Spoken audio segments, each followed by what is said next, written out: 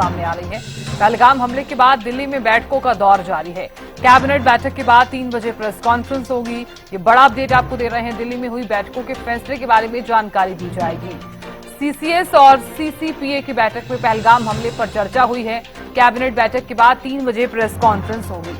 ये बड़ी खबर, दिल्ली में हुई बैठकों के फैसले के बारे में दी जाएगी जानकारी। सीसीएस और सीसीपीए की बैठक में पहलगाम हमले पर हुई चर्चा। कैबिनेट बैठक के बाद 3 बजे प्रेस कॉन्फ्रेंस होगी। दिल्ली में हुई बैठकों के फैसले के बारे में दी जाएगी जानकारी। बड़ी खबर इस वक्त की आपको बता रहे हैं।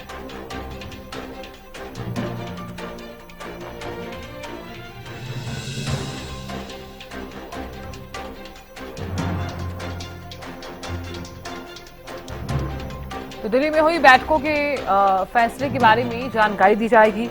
अपराजिता श्री हमारी संवाददाता दिल्ली से जुड़ गई हैं। अपराजिता, इस खबर को लेकर क्या है जानकारी? कैबिनेट बैठक भी होने वाली है और उसके बाद एक प्रेस कॉन्फ्रेंस भी।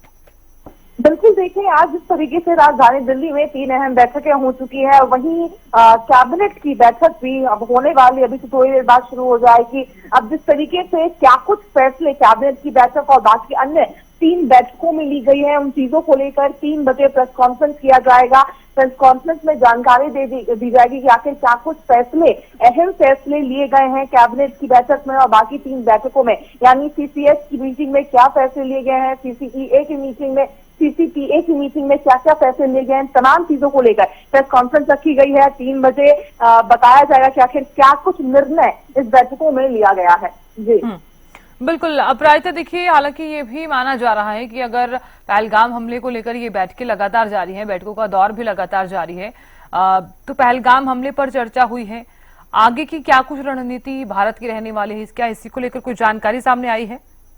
देखिए, जरूरी हो जाता है जिस तरीके से, अगर पुलवामा के बाद भी हमने देखा था कि 12 दिनों के बाद जिस तरीके से कार्रवाई ली गई थी, वहीं उरी अटैक की भी बात कर लेते थे। 11 दिनों के बाद हमला हुआ था हिंदुस्तान के द्वारा, तो इन चीजों को बहुत क्लोज जोर में करना जरूरी हो जाता है, क्योंकि जिस तरीके से जो स्ट्रैटेजीज इंडिया बना रही है, उन चीजों को बिल्कुल ही कॉन्फिडेंशियल रखना जरूरी है, ताकि दुश्मन को ना मालूम पड़े कि हमारा क्या मूव रहने वाला। हालांकि अंदेशा दिया जा चुका है, अंदेशा लगाया जा चुका है पाकिस्तान के द्वारा भी कि हिंदुस्तान कुछ बड़ा करने वाला है। पाकिस्तान को आगाह कर दिया गया है, धमकी दी जा चुकी है पाकिस्तान के द्वारा भी, मगर इन चीजों के लिए आवश्यक हो जाता है कि जो कॉन्फिडेंशियलिटी है वो बनी रहे। तो संभव है कि क्या अगला मूव रहने वाला है हिंदुस्तान का, ये संभवतः ना भी बताया जाए, मगर क्या निर्णय लिए जाएंगे ये बताती हुई सरकार नजर आ सकती है। जी चलिए अपराजिता, आप नजर लगातार बनाए रखिएगा, जानकारी आपसे लेते रहेंगे।